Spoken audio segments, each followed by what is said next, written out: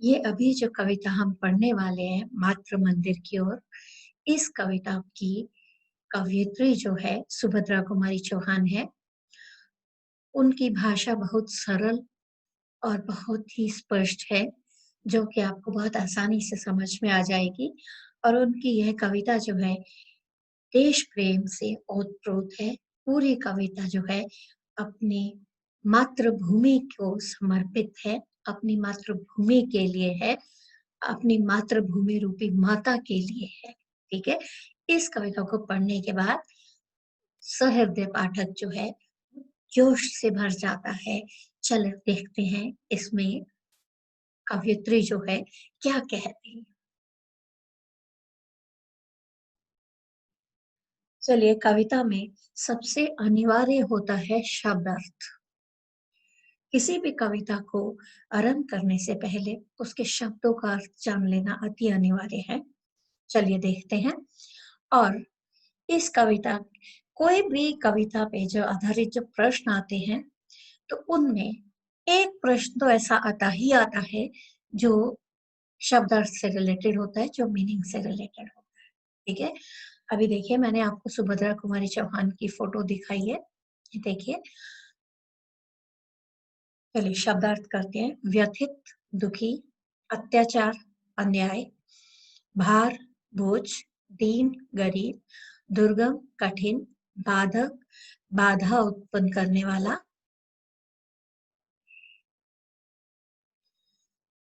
उसके बाद सोपान, सीढ़ियां, शीघ्रता, जल्दी, वाद्य बाजा, तान, सुर, कलगान, सुंदर गीत या मधुर गीत। कलगान मतलब मधुर गीत। ठीक है।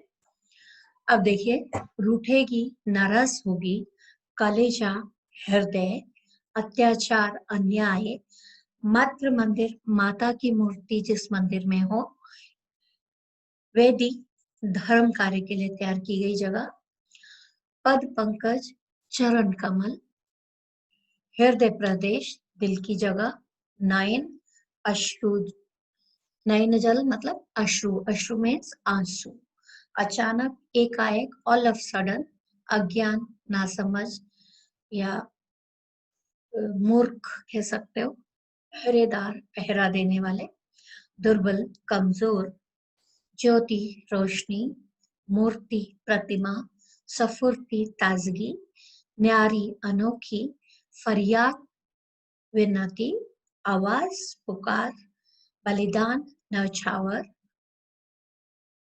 सेक्रीफाइस, अभिमान, घमंड, प्राउड। ठीक है। इन शब्दों को याद करना अनिवार्य है।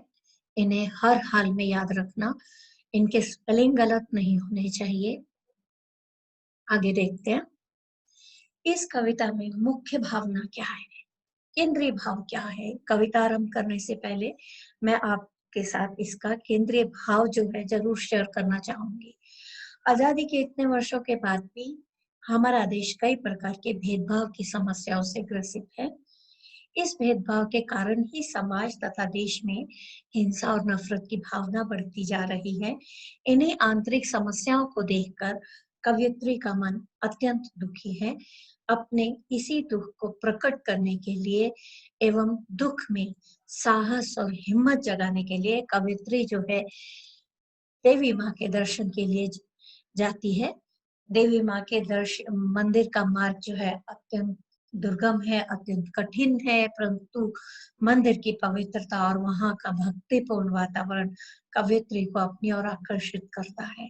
वह देश प्रेम और देशभक्ति की भावना से ओतप्रोत होकर संकल्प लेती है कि भारत माता की भूमि को वह अत्याचार, भूमि पर से अत्याचार सदा के लिए मिटा देंगी। अपने देश की भूमि पर फैल रहे अत्याचार और शोषण और भेदभाव की भावना को मिटाने के लिए अगर कवयित्री को शहीद होना पड़े तो भी वह उस शहीद होने के लिए तैयार है।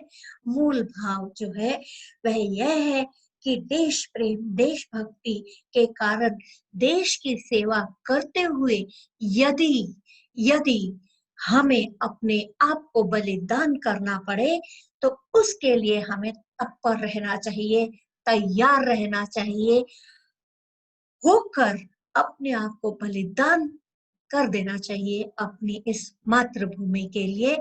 मातृभूमि की सुरक्षा करना हमारा कर्तव्य है, हमारा मुख्य काम है। जिस मिट्टी पे जन्म लिया, जिस मिट्टी से खाया, उस मिट्टी का कर्ज तो अदा करना ही चाहिए। ठीक है, चलिए आगे देखते हैं। व्यथित है मेरा हृदय प्रदेश, चलूं उसको बहलाऊं आज, बताकर अपने सुख दुख उसे हृदय का भार हटाऊं आज। व्यथित, दुखी है, हृदय प्रदेश में दिल, मेरा दिल जो है बहुत दुखी है। आज उसे मैं बहलाती हूँ, आज उसे मैं कुछ मनाती हूँ, बहलाती हूँ, थोड़ा बदलाव लाती हूँ। बताकर, किस तरह से बदलाव लाना चाहती है कवयित्री? अपने हृदय की बात बताकर, अपने हृदय के सुख दुखों को बताकर वह अपने हृदय का भार जो है हटाना चाहती है, कम करना चाहती है या खत्म करना चाहती है। किसको ऐसा करना चाहती है?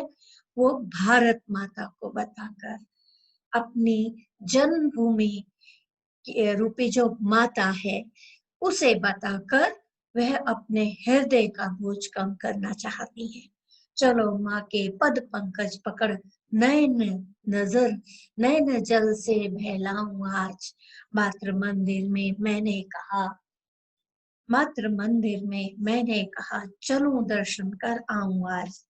वापस देखिए, चलो माँ के पद पंकज, चलो माँ के पद पंकज पकड़, नैन जल से नहलाऊं आज, मातृ मंदिर में मैंने कहा चलो दर्शन कर आऊं आज। नहलाऊं आज मतलब चलो माँ के पद पंकज पकड़, पद पंकज मीन्स माँ के चरणों को पकड़कर नैन जल से नहलाऊं आज, नैनों के पानी से, आंसुओं से उनके पांव को आज नहलाऊं। मातृ मंदिर में मैंने कहा चलूं दर्शन कर आऊं आज, और माता के मंदिर में जाकर उनके आज मैं दर्शन कर आऊं। कवयित्री कहती है कि माँ के मंदिर में जब मैं उनके दर्शन करने जाऊंगी, उनके पांव को पकड़कर अपने आंखों के आंसुओं से उनके पांव धोऊंगी, मैं नहलाऊंगी उनके पांव को।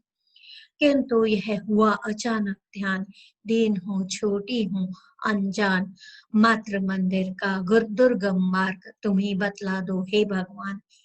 अचानक जो है कवित्री जब ये सोच ही रही थी जाने का, तो उसके दिमाग में ये बात आती है कि मैं अभी, अचानक उसको ख्याल आता है मैं बहुत छोटी हूँ, दीन हूँ, अज्ञान हूँ, अज्ञान मतलब अज्ञानी हूँ मैं, ठीक है, छोटी हूँ, दीन हूँ, अज्ञानी हूँ। लेकिन माँ के मंदिर का जो, माँ के मंदिर का जो मार्ग है, जो रास्ता है, वह बहुत ही दुर्गम है, वह बहुत ही कठिन है। हे ईश्वर, तुम ही मुझे बताओ कि मैं उस रास्ते को कैसे तय करूं। मैं बहुत ही अज्ञानी हूँ, मुझे ज्ञान नहीं है किसी भी चीज का, बहुत ही छोटी हूँ, गरीब हूँ। हाँ, तुम मेरी मदद करो हे ईश्वर, तुम मेरी मदद करो। अब देखिए, इससे आगे देखिए, इसमें मुख्य बात वह क्या कहना चाहती है। मार्ग जो है, ईश्वर से प्रार्थना करती है कि माता के मंदिर पहुंचने में मेरी मदद करो, और मैं माँ के साथ बैठकर अपने सुख दुख बांटूंगी, अपने मन का बोझ कम करना चाहूंगी। लेकिन माँ के पास पहुंचने का मार्ग जो है बहुत ही कठिन है। मूल भाव यह है कि कवयित्री देवी माँ के दर्शन करना चाहती है, लेकिन मार्ग दुर्गम होने के कारण, कठिन होने के कारण वह माता से सहायता की प्रार्थना करती है। वह उनसे अपने सुख दुख का बोझ हल्का करना चाहती है, मन का बोझ हल्का करना चाहती है, अपने सुख-दुःख बाँटकर। हाँ, लेकिन अचानक उन्हें ध्यान आता है कि वे बहुत छोटी हैं, अज्ञानी हैं, दीन हैं। हाँ, माता के हे ईश्वर, उनकी मदद करो माता के मंदिर तक पहुँचने में। अब देखिए ये 3 जो हमने अ, अनुच्छेद किए, ये 3 जो हमने अ, कविता के पैराग्राफ किए हैं, पैरा किए हैं, उस पर हम कुछ एक प्रश्नों को डिस्कस करते हैं। कवयित्री का हृदय व्यथित क्यों है? क्यों उसका दिल दुखी है? वह वह समाज में व्याप्त ऊंच-नीच, बड़ा-छोटा, अमीर-गरीब इत्यादि के आधार पर जितने भी भेदभाव हैं, उनको देखकर कवयित्री का मन जो है व्यथित हो उठा है। समाज में इन्हीं समस्याओं को देखकर वह दुखी होती है। वह निष्पक्ष और समानता के समाज की उम्मीद करती है। वह चाहती है कि समाज में हर तरह का भेदभाव संपूर्णतः समाप्त हो जाए। अब अगला प्रश्न देखिए, कवयित्री ने आज क्या संकल्प लिया है? कवयित्री ने यह संकल्प लिया है कि वह माता के मंदिर जाकर दर्शन अवश्य करेगी। उसकी इच्छा है कि वह मातृभूमि जैसे पवित्र मंदिर में पहुंचकर अश्रु जल से मातृभूमि के कमल रूपी चरणों को धोए और अपने देश के लिए कुछ करे। अगला प्रश्न है, कवयित्री को अचानक क्या ध्यान आता है? कवयित्री को अचानक ध्यान आता है कि माता के पास पहुंचने के रास्ते जो है वह अत्यंत कठिन है और वह खुद जो है बहुत दीन है, छोटी है और अज्ञानी है और बाधाएं जो है बहुत सारी हैं और वे ईश्वर से प्रार्थना करती है, भगवान से प्रार्थना करती है कि उनकी मदद करें। आगे देखते हैं। प्रश्न 4, कवित्री किस प्रकार अपने मन का बोझ कम करना चाहती है? कवित्री माता के सामने अपनी समस्याएं रखकर उनसे सुख दुख बांटना चाहती है, जिससे कि उनके मन का बोझ हल्का हो जाए। अर्थात वे सुख दुख अपनी साथी मातृभूमि के साथ बांटना चाह रही हैं। मातृ मंदिर पहुंचने में कौन सी कठिनाई है? बहुत सारी कठिनाइयां हैं। मार्ग जो है कठिन है। हाँ, पहुंचने में रास्ते उबड़-खाबड़ रास्ते हैं, ऊंची-नीची सीढ़ियां हैं, उनके पांव अत्यंत ही दुर्बल हैं, वे अज्ञानी हैं, छोटी हैं, नासमझ हैं और उन्हें डर लग रहा है और वे ईश्वर से प्रार्थना कर रही है। आगे देखते हैं। मार्ग के बाधक पहरेदार, सुना है ऊंची से सोपान, फिर चलते हैं ये दुर्बल पैर, चढ़ा दो मुझको हे भगवान। मार्ग के बाधक पहरेदार, सुना है ऊंचे से सोपान, मार्ग के रास्ते बाधक जो है वहां तरह तरह के लोग खड़े हुए हैं जो कवित्री को माता के मंदिर तक नहीं पहुंचने देंगे। हाँ, सुना है, कवित्री ने यह भी सुना है कि माता के तक पहुंचने के लिए बहुत सारी सीढ़ियां हैं, बहुत ऊंचा है उनका मंदिर, जहां पर वो बड़ी बड़ी सीढ़ियां और बहुत सारी सीढ़ियां हैं, उनको चढ़कर जो है माँ के पास जाना पड़ेगा। फिर चलते हैं दुर्बल पैर और उनके पैर जो हैं वो भी दुर्बल है, कमजोर है। चढ़ा दो मुझको हे भगवान, ईश्वर से प्रार्थना करती हैं कि हे ईश्वर, हे भगवान, मुझे उन तक चढ़ा दो, मुझे वहां पहुंचा दो, मेरी मदद करो वहां पहुंचने में। आह, जगमग जगमग जागी ज्योतियां दिख रही है वहां, शीघ्र करो वाद्यदान बज उठे, भला मैं कैसे जाऊं वहां। आह, अब कवित्री ने दूर से जो है भारत माता के मंदिर को देख लिया है। वहां पर जगमग उनकी जो है लाइट्स जो है मंदिर में दिखाई दे रही हैं। वहां पर पूजा और भजन के जो है उनको सुर सुनाई दे रहे हैं। वो चाह रही हैं कि जितनी मैं कैसे जल्दी से वहां किसी तरह से मैं जल्दी वहां पहुंच जाऊं। सुनाई पड़ता है कलगान, मैं लगा दूं मैं भी अपनी तान, शीघ्रता करो मुझे ले चलो मातृ मंदिर में हे भगवान। अब देखो उनको वो वहां का मधुर गीत, मधुर भजन जो है माँ के मंदिर के सुनाई दे रहे हैं। वो चाहती हैं कि उसमें सुर में सुर मिलाकर वे भी अपनी गाना गाएं, वे भी भजन गाएं अंततः वह ईश्वर से प्रार्थना करती हैं कि हे ईश्वर, मुझे शीघ्रता से जल्दी मुझे उस मंदिर तक उनके पास पहुंचा दो। अब देखिए, इसमें जो है मंदिर तक पहुंचने के लिए अनगिनत सीढ़ियां हैं। वापस मैं इसके देख रहे आपको बता रही हूँ। उन्हें साहस कहती है कि माता उन्हें साहस दे, ईश्वर उन्हें हिम्मत दे, मंदिर तक पहुंचने के क्रम में वह जितनी जल्दी हो सके पहुंचे। मंदिर की सुंदरता का वर्णन करते हुए वह बताते हैं कि जलते हुए दीपों दीपों घंटियों की आवाज, भजनों की आवाज उनको सुनाई दे रही है, जिससे कि वहां उनके जाने जिससे कि कवियत्री को और उत्सुकता और जोश आ गया ताकि वह जल्दी से जल्दी उस मंदिर तक पहुंच सके। और उत्सुकता को इन सब चीजों ने, मंदिर के पवित्र वातावरण ने, मंदिर की सुंदरता ने कवित्री की उत्सुकता को और भी अधिक बढ़ा दिया है। वह जल्दी से जल्दी माँ के मंदिर तक पहुंचना चाहती हैं। हाँ, मंदिर की जगमगाहट, भजनों की ध्वनि एवं घंटे की आवाज से कवित्री जो है माता के दर्शनों के लिए और भी उत्सुक हो गई है। कौन सी माता के? हमारी भारत माता के। आगे देखते हैं, अगला प्रश्न देखिए। माता की मूर्ति के दर्शन पर कवित्री की क्या प्रतिक्रिया हुई? माता की मूर्ति के दर्शन कवित्री को एक नई स्फूर्ति का एहसास होता है। उसकी आंखों में माता की मुस्कुराती हुई मूर्ति बस गई है। वह माता के प्रति सच्ची भक्ति और स्नेह का भाव जागृत हो गया है। इसके बाद वह माता के दर्शन मात्र से ही कवित्री में नई शक्ति का संचार हो गया है। माता के सामने कवित्री रूठने की बात क्यों करती है? कवित्री का मन माता के प्रति स्नेह और भक्ति की भावना से भरा हुआ है और वह जो है अ, उसके मन में माता के प्रति अनूठा विश्वास और अपनेपन की भावना जागती है। इसी विश्वास के कारण वह माता से रूठने की बात करती है। उसे विश्वास है कि रूठने की बात सुनकर माँ उसकी फरियाद अवश्य सुनेंगी।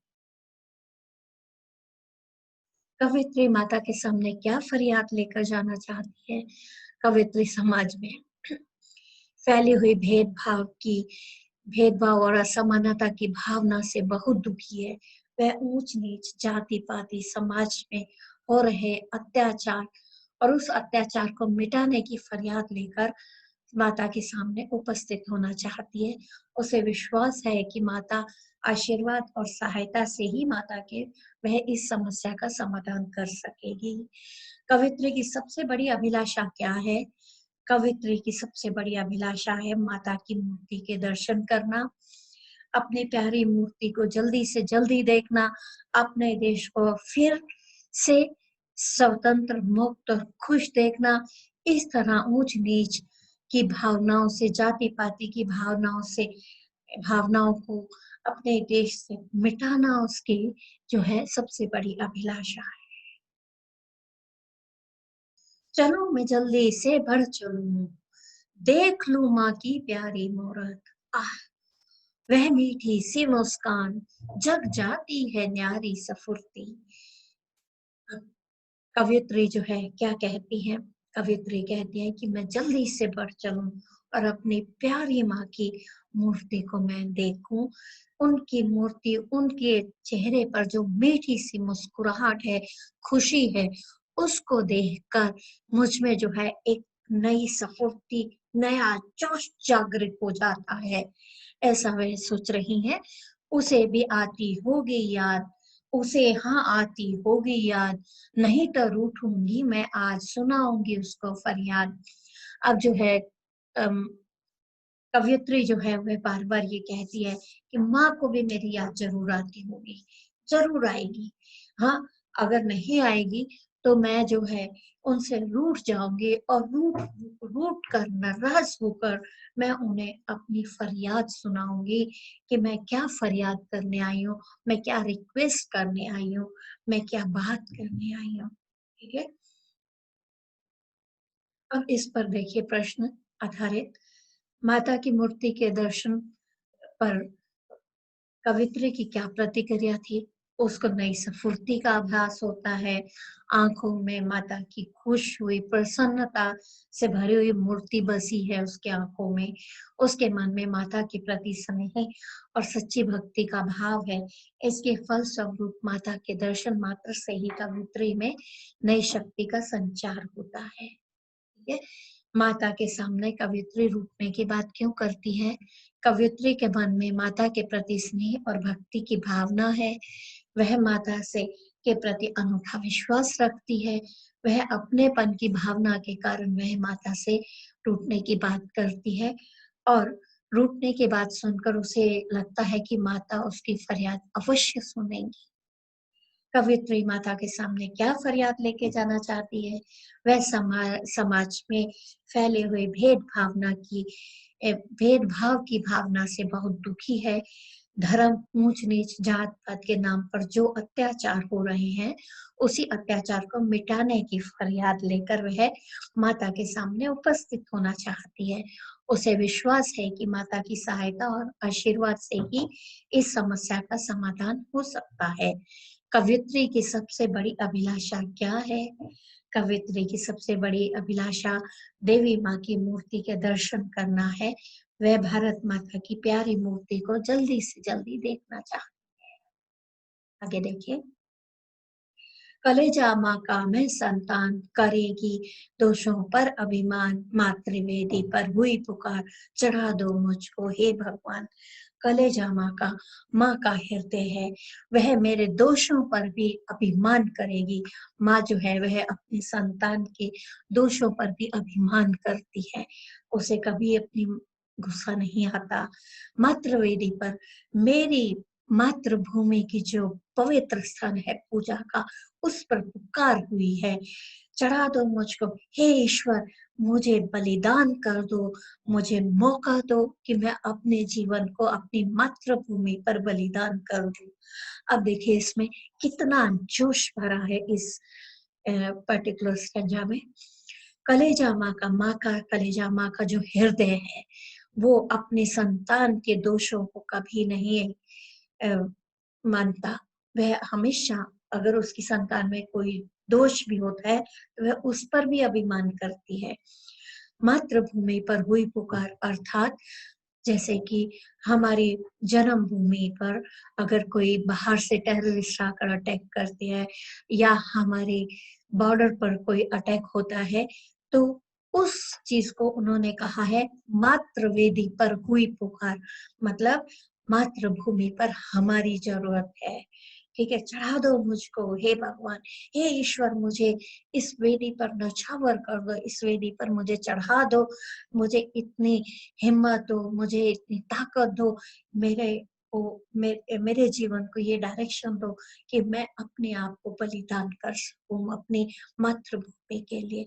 सुनूंगी माता की आवाज, रहूंगी मरने को तैयार, कभी भी उस वेदी पर भी न होने दूंगी अत्याचार।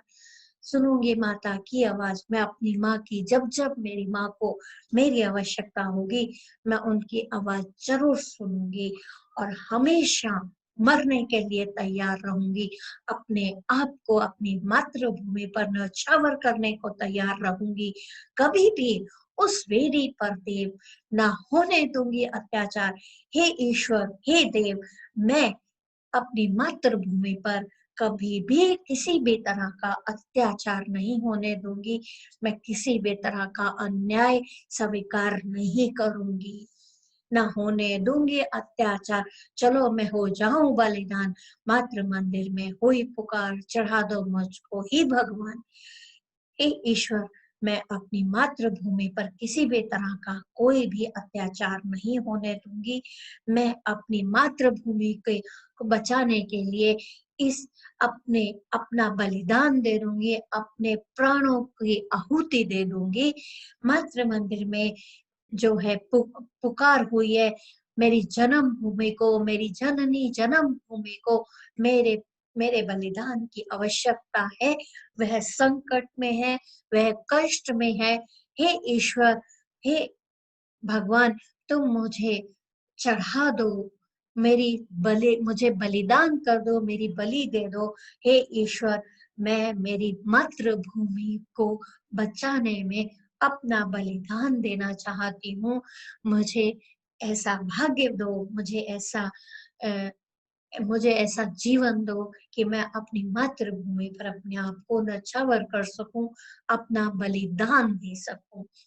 मातृभूमि पर हुई पुकार, जब जब मेरी मातृभूमि को मेरी आवश्यकता पड़ेगी, मैं अपना जीवन बलिदान करने के लिए हमेशा तैयार रहूंगी, तत्पर रहूंगी। अब देखिए आगे प्रश्न उत्तर इस पर आधारित। कवयित्री ने खुद को किस माँ की संतान कहा है, स्पष्ट कीजिए। कवयित्री ने खुद को भारत माता की संतान कहा है। यहाँ मातृ भक्ति के रूप में कवयित्री की देशभक्ति और देश प्रेम की भावना प्रकट हुई है। जिस प्रकार हर संतान अपनी माँ के कलेजे का टुकड़ा होता है, उसी प्रकार कवयित्री भी खुद को भारत माता के कलेजे का टुकड़ा मानती है। आगे देखिए, मातृवेदी पर हुई पुकार का क्या अर्थ है। मातृवेदी अर्थात मातृभूमि की रक्षा के लिए। यह सत्य है कि जब जब देश पर कोई संकट पड़ा, तब तब भारत माँ के सपूतों ने देश की रक्षा के लिए शहादत दी, अपने आप को न्यौछावर कर दिया, बलिदान कर दिया, शहीद हो गए।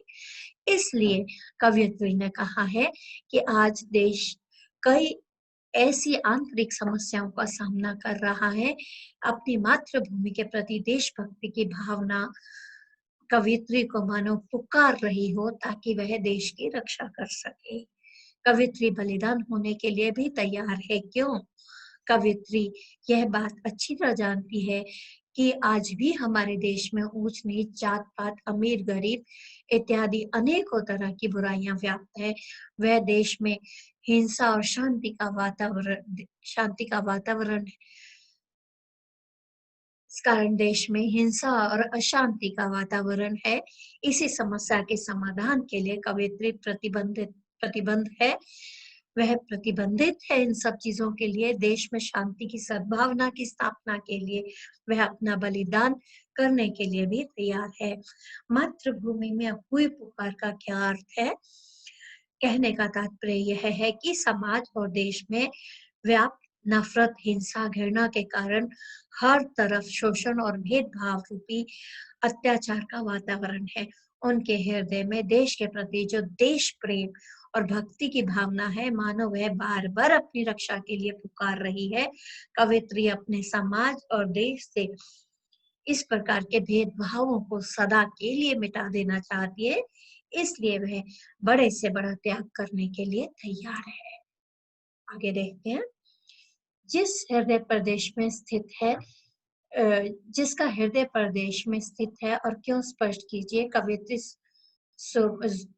सुभद्रा कुमारी चौहान का मन व्यथित है, अर्थात हृदय प्रदेश दुखी है, उसका मन बहुत भारी है। वह देशभक्तों के बलिदान के बाद भी देश को शत्रु तथा उनके अत्याचारों से आजादी नहीं दिला पा रही है।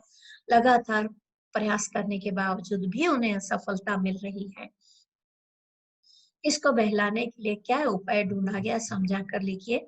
कवयित्री अपना मन बहलाना चाहती है, मन की बढ़ती बेचैनी को कम करना चाहती है, और भारत माँ के सामने अपने सुख दुख साझा करना चाहती है। मातृ शब्द का क्या अर्थ है? इसके लिए किसके लिए इस शब्द का प्रयोग किया गया? मातृ मंदिर किसका प्रतीक है? मातृ शब्द का अर्थ है माता या माँ।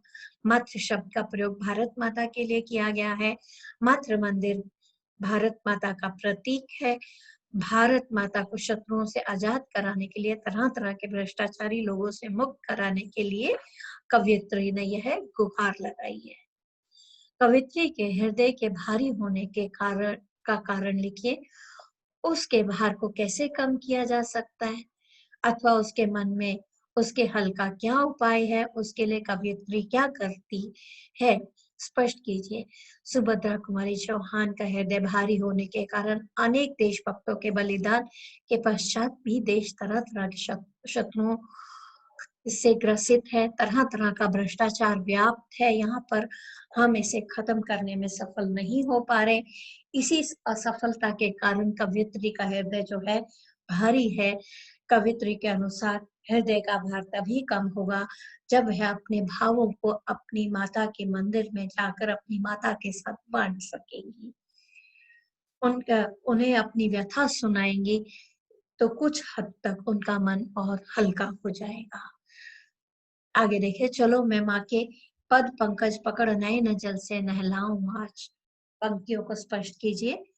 माँ के पद पंकज पकड़, पद मतलब इन पंक्तियों में कवयित्री जो है मंदिर में जाकर उनके कमल रूपी चरणों को पकड़कर अपना दुख दर्द व्यक्त करना चाहती है। उनके चरणों में सिर रखकर वह रोना चाहती है, जिससे कि उनके अश्रु जल से जो है माता के पांव जो है धुल जाएंगे और उनका मन हल्का हो जाएगा।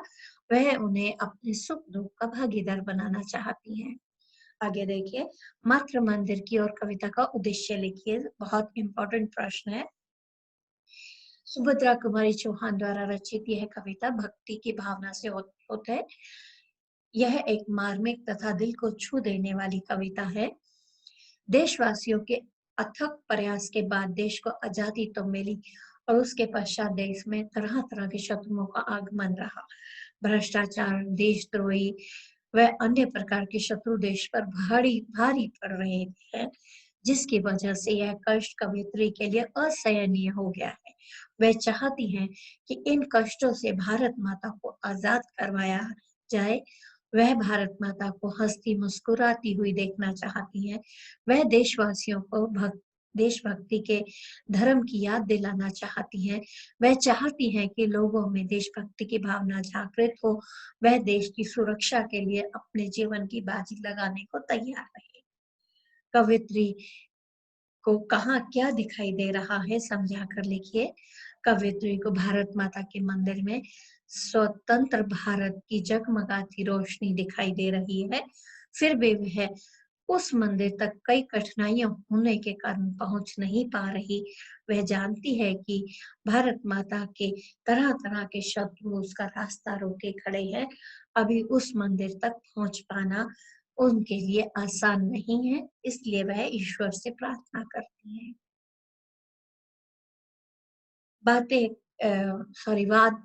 वाद्य कहाँ बज रहे हैं, उनकी ध्वनि सुनकर कवियत्री की क्या प्रतिक्रिया है स्पष्ट कीजिए।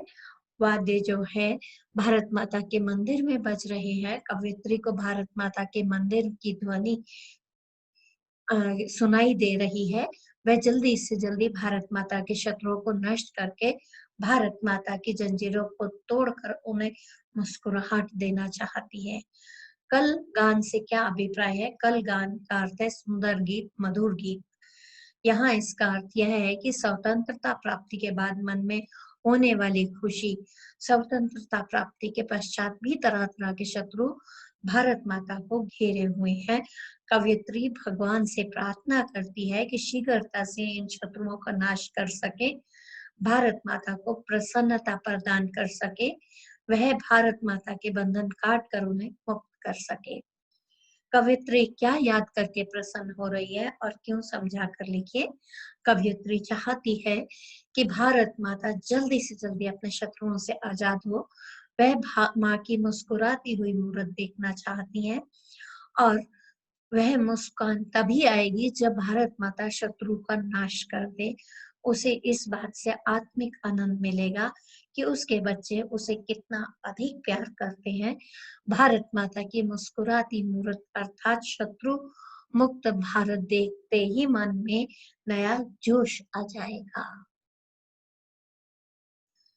ये तो हुआ बच्चों पूरी कविता के प्रश्न उत्तर सहित उसकी व्याख्या। आशा करती हूँ कि यह कविता आपको बहुत अच्छे से समझ में आ गई होगी। जितना हो सके आप इसे सुनिए, जितना हो सके आप रिवीजन कीजिए। चलिए अब मेरा ये सेशन खत्म होता है। आप मेरे चैनल को सब्सक्राइब कीजिए। ठीक है? अगर आपको कुछ पूछना है, कुछ आप और जानना चाहते हैं तो मुझे कमेंट बॉक्स में लिख दीजिए। मैं उसका वीडियो तैयार करके आपको भेज दूंगी। धन्यवाद।